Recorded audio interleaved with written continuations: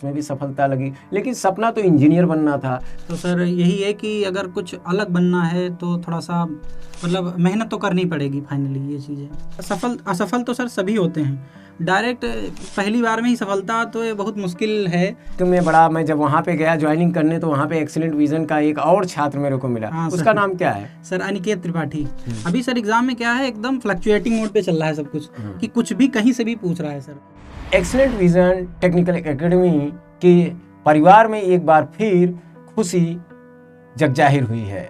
देखा जाए तो हमारे बीच में सतीश पाल जी हैं, जो कि जवाहरलाल नेहरू पॉलिटेक्निक महमूदाबाद सीतापुर के 2019 में इन्होंने सिविल इंजीनियरिंग से डिप्लोमा किया और उसके बाद कंटिन्यूअस तैयारी कर रहे थे और कई असफलताएं भी इनको हाथ लगी हैं, लेकिन कहीं ना कहीं कई सफलताएं भी इन्होंने हासिल किया है, लेकिन अंतिम पायदान पे कुछ जगह नहीं पहुंच पाए, लेकिन हिम्मत नहीं हारी। एनएचपीसी की अखिल स्तर पर आयोजित परीक्षा में इन्होंने पिछले वर्ष जो कि जुलाई 2023 में आयोजित हुई थी उसमें 86 रैंक हासिल किया है, जिससे कहीं ना कहीं एक्सीलेंट विजन परिवार के साथ साथ इनके पेरेंट्स और गुरुजन काफ़ी गौरवान्वित अनुभव कर रहे हैं। हम इस सफलता का श्रेय पूछना चाहेंगे कि आखिर में ये किसको देना चाहते हैं? सर सबसे पहले हम अपनी सफलता का अपना श्रेय सबसे पहले सर माता पिता को, ईश्वर को और सर अपने गुरुजनों को खासकर सर, जिन्होंने समझ लो बहुत सारा हमको समझ लो बहुत कुछ हिंट किया ज़िंदगी में सर। और सर हमारी पारिवारिक पृष्ठभूमि ये है कि हम 5 भाई हैं, 2 सिस्टर हैं और 2 भाई हमारे बड़े भाई जो हैं वो खेती करते हैं और उनके बाद जो संजले वाले भाई हैं वो दिल्ली मेट्रो में हैं और उनके बाद जो हम दोनों लोग तैयारी कर रहे थे, तो भाई मेरे लखनऊ में तैयारी करते हैं, हम यहाँ प्रयागराज में थे। और देखा जाए कि सतीश पाल जी आप बचपन से ही मेधावी रहे हैं, जो आपकी शैक्षणिक गतिविधियां थीं उससे जगजाहिर होता है, इससे मेरे को प्रतीत होता है। जो जानकारी मिली उससे पता चलता है कि डिप्लोमा में भी काफ़ी अच्छा आपका स्कोर रहा है, हाई स्कूल इंटर में भी आप मेधावी रहे और डिप्लोमा के बाद आप कई परीक्षाओं में सफलता भी अर्जित किए हैं। यूपीपी पुलिस की बात करें तो उसमें भी सफलता लगी, लेकिन सपना तो इंजीनियर बनना था। यही वजह थी यूपी पुलिस की जॉब को आपने छोड़ दिया। एयरफोर्स में यक्स मैन ग्रुप पे भी आपका सिलेक्शन हुआ था, लेकिन किसी वजह से शायद अंतिम में आपका सिलेक्शन नहीं हो सका। यहाँ तक कि ग्राम विकास अधिकारी की बात करें तो उसमें भी आप डीवी करा चुके हैं, उसमें भी आपकी उम्मीद है सेलेक्ट होने की। तो कई ऐसे परीक्षाएं थी, एसएससी जेईई में भी आपके कुछ मार्क्स पिछले साल शायद 1 या 2 नंबर से आपका सिलेक्शन नहीं हो पाया। तो इस बात की पुष्टि करता है कि आप बचपन से तो मेधावी थे। हाँ सर। और कभी हिम्मत भी नहीं हारते, मेहनत करने में आपने कभी कोताही भी नहीं की है। तो आखिर में किस तरीके से आप इतना ज़्यादा, क्योंकि घर की स्थिति बहुत अच्छी नहीं थी, एक किसान परिवार के आप थे, तो कहाँ से मोटिवेट होते थे, कहाँ से इस तरीके से कंपटीशन माहौल में आप जीते थे कि नहीं मेरे को अच्छे मार्क्स लाना है, मेरे को कंपटीशन क्रैक करना है, कहाँ से सब मोटिवेशन मिलता था? सर मोटिवेशन का ये है कि सर आप अगर इस समाज में कुछ अलग नहीं करेंगे तो सर उस नज़र से इंसान नहीं देखता है। तो सर यही है कि अगर कुछ अलग बनना है तो थोड़ा सा मतलब मेहनत तो करनी पड़ेगी फाइनली। ये चीज़ें पहले मेहनत करनी पड़ेगी। अच्छा, ये डिप्लोमा जब आपने किया तो उसके बाद कैसे सोचा कि हमको excellent vision technical academy join करना चाहिए? क्या कोई दोस्त ने आपको सजेस्ट किया या कहाँ से आपको जानकारी मिली? ये सर बताना चाहेंगे। सर मेरे जो बैच था उसमें सब सीनियर लोग जो भी थे वो सब बताते थे। यहाँ सर रवि सर लोगों का नाम सुना था, सिद्दीकी सर आप लोगों का नाम सुना था कि वहाँ पे जो है मतलब काफ़ी सिलेक्शन रेशियो काफ़ी है। बाकी जैसे सर कुछ जगह मतलब हमने इधर उधर से भी मालूमात किया तो यही पता चला कि मतलब इस टाइम पे मतलब ऑल इंडिया में एकदम बेस्ट जेईई के लेवल में बेस्ट कोचिंग है, इसीलिए सर हम यहाँ आना प्रेफर किया। नहीं तो यहाँ पर आप इतने दिन अध्ययन किए और यहाँ पे चीज़ों को देखा, यहाँ के कंटेंट को देखा होगा, यहाँ टीचिंग की शैली को देखा होगा, तो आपको कौन सी ऐसी चीज़ थी जो यहाँ पे बहुत ज़्यादा प्रभावित किया आपको? सर सबसे ज़्यादा प्रभावित ये करता है कि मतलब पढ़ाना क्या है, मतलब हर जगह सर पढ़ाते तो सब जगह हैं, लेकिन सर यहाँ का जो स्पेशल चीज़ हमको ये लगा कि सर मतलब यहाँ जो पढ़ाने के साथ साथ जो मोटिवेशन मिलता है, जो कहते हैं कि एकदम रिवाइटल का काम करता है सर वो, नहीं, तो ये किस चीज़- तरीके का रिवाइटल मिलता है, क्या मतलब कौन ऐसी चीज़ थी कि जो देखिए इंडिया में बहुत सारे टीचर्स हैं, हाँ, बहुत सारी सर। कोचिंग हैं, सब कोई टीचर अपना बेस्ट परफॉर्मेंस देता है, तो आखिर में यहाँ के टीचर कैसे उनसे अलग हैं? आपको कौन ऐसी बात थी जो आप जिससे बहुत ज़्यादा प्रभावित हुए और आपको सफलता आसानी से मिल गई? यहाँ जैसे कि सर रवि सर लोग हैं, जैसे आज पढ़ाए कल सुने उसको, ये चीज़ अलग है लोगों, मतलब अभी क्या होता है कंपटीशन लेवल में ये सब चीज़ें नहीं होती हैं, लेकिन सर इसमें क्या है, जैसे सर आज पढ़ाए वो कल चीज़ सुनते हैं। और बाकी सर एक चीज़ और प्रभावित मतलब बहुत ज़्यादा इम्प्रूव किया हमको कि सर लास्ट टाइम पे मतलब माइंड डिस्टर्ब ज़्यादा रहता था, तो सर मतलब मैंने योगा वोगा का, सुमित सर हमारे हैं जो काफ़ी योगा एक्सपर्ट हैं, तो उन्होंने काफ़ी मतलब 1-2 क्लासों में बहुत सारा चीज़ इसके मामले में बताया कि ये सब चीज़ें करने से एकदम क्या होता है, जो मस्तिष्क होता है हमारा वो मतलब कंसंट्रेट हो पाता है उतना अच्छा से। तो सर मैंने ये चीज़ अपने पे अप्लाई किया और उसका रिजल्ट सर मिला। अच्छा, मतलब आपका अच्छी चीज़, जैसे आपको 2-4 असफलताएं मिल जाती थी, हाँ सर। तो आप उससे भयभीत नहीं होते थे, डरते नहीं सर थे? भयभीत होते थे, लेकिन यही था कि मतलब जैसे कि अपने यहाँ के इंटरव्यू वगैरह भी आते रहते हैं, तो ये चीज़ देखते थे कि असफल तो सर सभी होते हैं, डायरेक्ट पहली बार में ही सफलता तो ये बहुत मुश्किल है, लेकिन बाई लक हो जाता है किसी का। लेकिन वही चीज़ है कि और सर अगर असफल होंगे तो आप बहुत कुछ देखेंगे, मतलब जीवन में बहुत सारी चीज़ें असफलता से सीखेंगे आप। तो वही है सर, मेरा भी नहीं हुआ था एयरफोर्स में, उसके बाद सर मैंने अगर हो जाता तो शायद कुछ अलग होता, लेकिन नहीं हुआ, तो उसके बाद सर मैंने मतलब असफलता भी पाई, लेकिन बहुत कुछ सीखा ज़िंदगी में सर।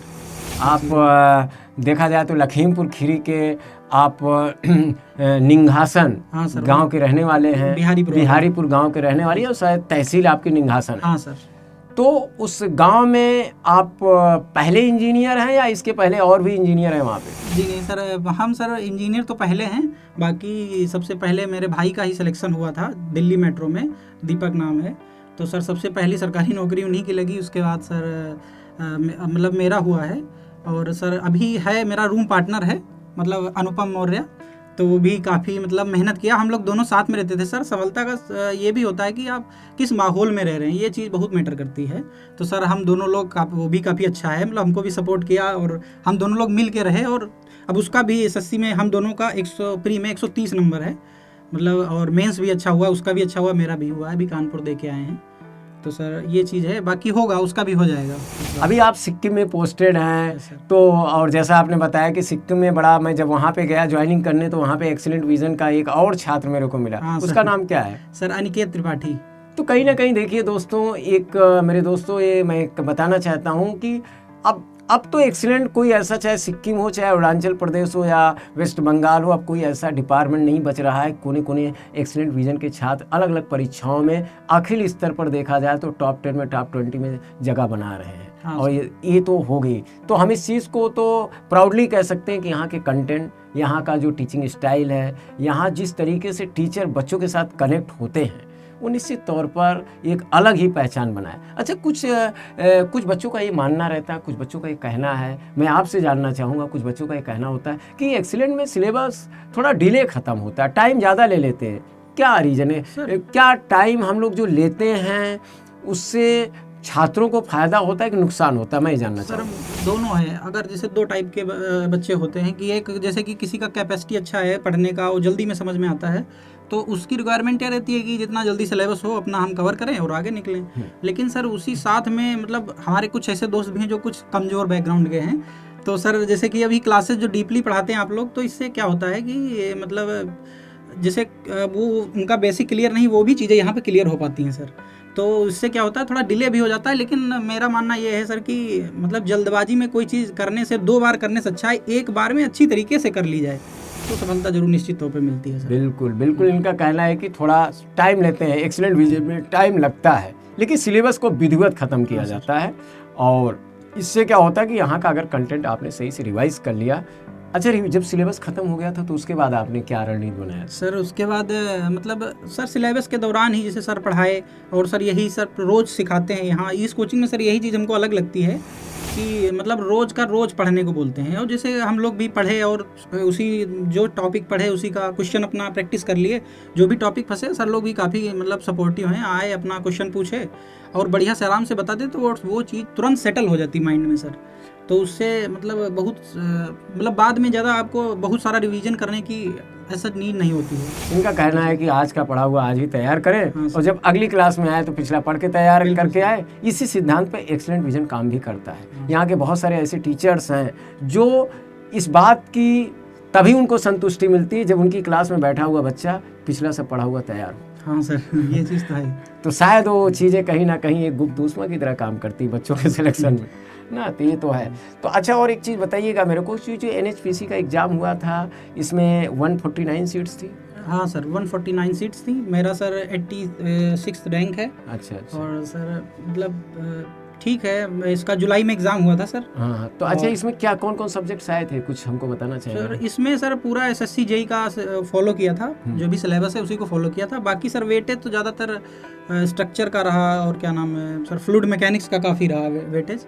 बाकी ऑल ओवर सर्वे भी था, सॉइल मैकेनिक्स भी था।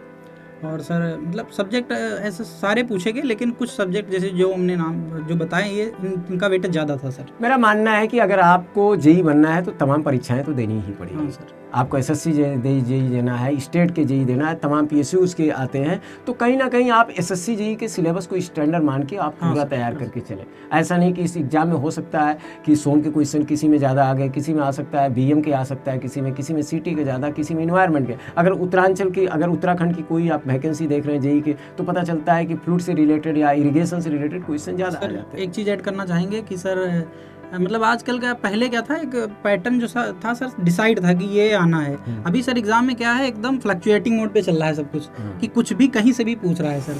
तो मेरा सर यही सजेशन रहेगा, जो भी जूनियर्स हैं उनको ये सजेशन रहेगा कि आप जो है थोड़ा टाइम देके और अच्छी तरीके से आप मतलब एक तरफ से सिलेबस पूरा कंप्लीट करिए। उसके बाद जब आप पेपर वगैरह देंगे तो एक अलग कॉन्फिडेंट महसूस करेंगे, तभी पेपर भी निकलेगा।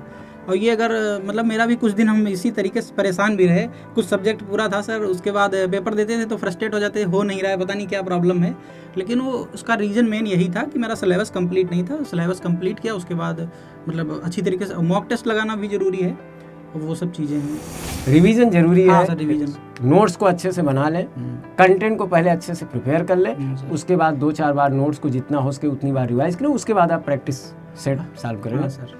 अच्छा, दूसरी चीज़ ये एग्ज़ाम की बड़ा सवाल होता है कि एग्ज़ाम के टाइम में जब एग्ज़ाम आ जाता है तो उसके 1 हफ्ते पहले क्या रणनीति होनी चाहिए। आपकी क्या रणनीति होती थी, जैसे SSC का पेपर हो या कोई भी एग्ज़ाम, 1 हफ्ते पहले क्या रणनीति बनाते थे आप, और एग्ज़ाम हाल में क्वेश्चन को कैसे पढ़ते थे। बड़ा प्रेशर होता है वहाँ, बच्चा नर्वस होता है, पॉजिटिव और नेगेटिव दोनों चीज़ें आती हैं, आप कैसे उसको बैलेंस करते हैं। सर बैलेंस क्या, अब यहाँ पे सर एक वो टेलीग्राम पे सर चलता है मॉक, जो भी है परख करके।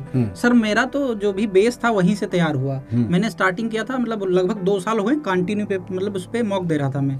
तो उससे क्या होता है, दिन भर में हमने क्या इम्प्रूव किया, क्या पढ़ा, वो चीज़ें मतलब उसमें हो जाती हैं। और सर क्या होता है, जैसे शाम को मॉक टेस्ट वो शाम को कराते हैं सर, टेक्निकल होता है और दिन में नॉन टेक होता है। तो सर उससे क्या होता है, जैसे कि डेली का हम ट्रैक कर पाते हैं कि क्या गलतियाँ कहाँ पे कमियाँ हैं। तो सर पर डे अगर हम रिवीजन करें और उन चीज़ों को जो भी गलत हुआ है उस पर अगर हम वर्क करते हैं तो चीज़ें मतलब अच्छी होती हैं। तो एक्सीलेंट विजन टेक्निकल एकेडमी इसी तरीके से आपको भविष्य में उत्तरोत्तर प्रगति की कामना करता है और ढेर सारी आपको शुभकामनाएं, बधाइयां देता है। और सबसे ज़्यादा बधाई के पात्र आपके पेरेंट्स हैं, आपके मम्मी पापा हैं, जिन्होंने आपको इस मंजिल तक पहुंचाया। उनको बहुत बहुत बधाइयाँ, और इसी तरीके से वो स्वस्थ रहें, आप भी उनके साथ फलते फूलते रहें। बहुत बहुत धन्यवाद। Thank you sir.